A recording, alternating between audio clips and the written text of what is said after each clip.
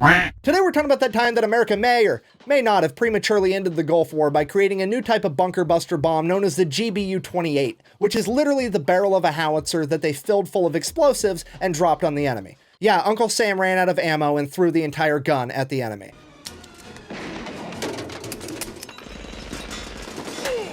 But first, a word from our sponsor. This video is brought to you by Warwood Tools, where for over 160 years they've been making crowbars and axes and sledgehammers right here in America with American-grown wood and American-made 1060 high-carbon steel. And I'm gonna have their link and a discount code in the description down below in case you wanted to check them out. Let's get to this story. All right, buckle up. This is gonna be a history lesson and a half.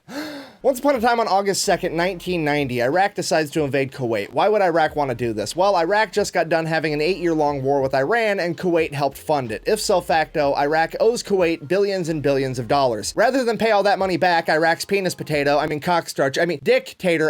dictator, Saddam Hussein, figures, rather than pay back all that money, I'm just going to invade Kuwait with my enormous army that's the 4th largest army on the planet at this point in time, take over Kuwait, and then I won't owe anybody any money. It's not ethical, but it does make sense. And then pretty much nothing happened for like 3 months. But then in November of 1990, Saddam Hussein would do what dictators do best and get a little too greedy. You see, he figured now that he was in control of Iraq and Kuwait, it was a significant portion of the world's oil supply, so he could actually slow down oil production, which would jack up global fuel prices, and he would literally make more money for doing less work. And while that was economically sound, it would turn out to be a tactical fucking error, because as soon as gas prices went up, the entire planet looked at Saddam Hussein like, "So you have chosen death."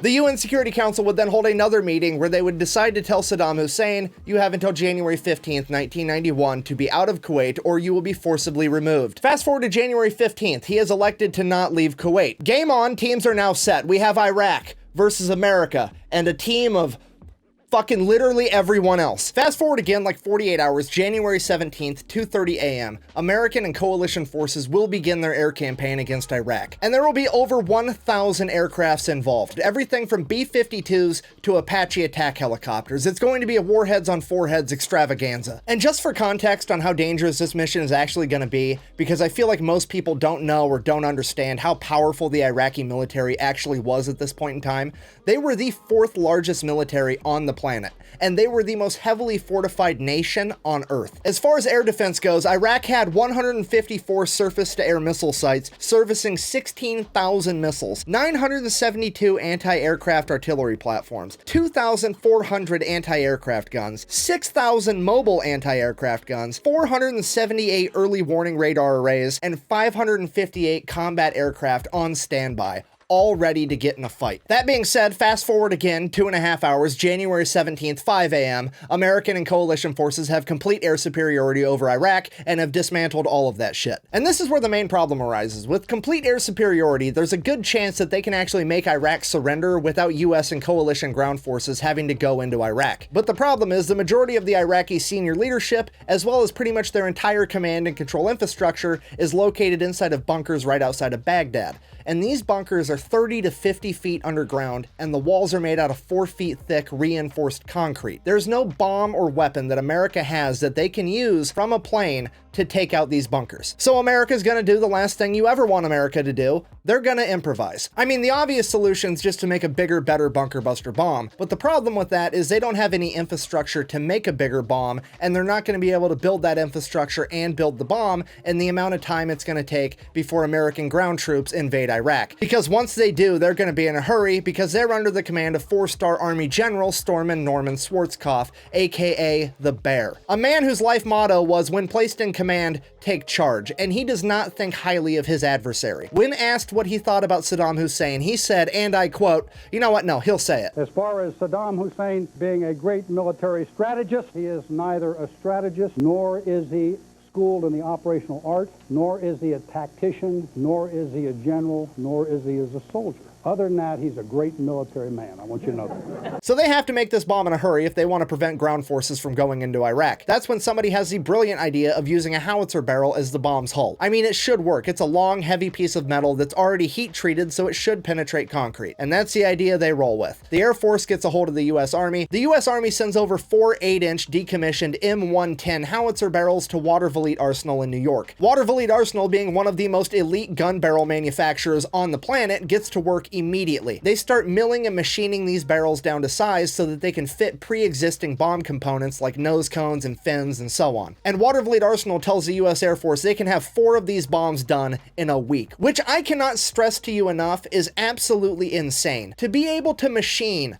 4 gun barrels that are 19 feet long and weigh 4,500 pounds each and are already heat treated is incredible. If you don't know about heat treating, when you heat treat metal, it becomes significantly harder, and that's actually why they needed the Howitzer barrels, but it also makes it virtually impossible to machine. I mean, not impossible, but significantly harder to machine. Think about like trying to spread butter on toast versus trying to spread frozen butter on toast. That's about the difference there. So they get the first bomb done, but then they run into a problem. Because they've never worked with a bomb this big, they don't have any way to actually stand it up straight and be able to fill it with explosive. So if you can't pick a bomb up, what do? You beat the earth down. They take it outside, dig a hole, stick the bomb in the hole, standing up, so that they can fill this thing with explosive. They get that done, paint it, stick it on a C-130 while the paint is still wet, and ship it to Nevada. From there, they strap the bomb to an F-111, the same plane they plan on dropping it from in combat, and do a test run. This bomb penetrates the desert floor by over 100 feet. Okay, if you're not American, that's like the world's biggest blue whale, all the way into the ground. This bomb went so deep that they didn't even have time to recover it. They're like, fuck it, we don't have time. Storm and Norman's coming, we gotta go, just leave it. Then, back at Watervliet Arsenal, they finish the second bomb. This time, they fill it with concrete because they want to do a rocket sled test in Aglin Air Base in Florida. So they get this thing done, fill it with concrete, put it on a C-130 while the paint's still wet, ship it to Florida. From there, they strap it to a rocket sled and yeet it at 22 solid feet of reinforced concrete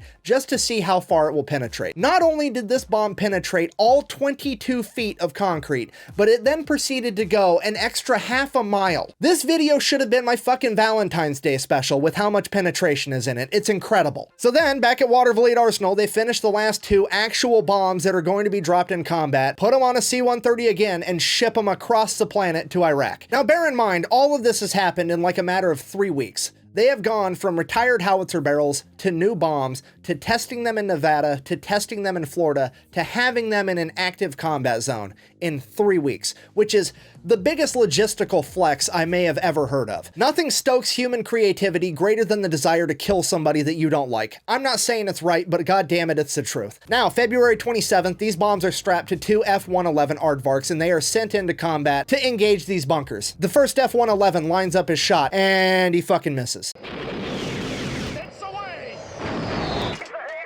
Negative. It didn't go in. But the second F-111 drains a 3-pointer and gets a direct hit. Smoke immediately starts rolling out of the vents for this bunker, and it is completely obliterated.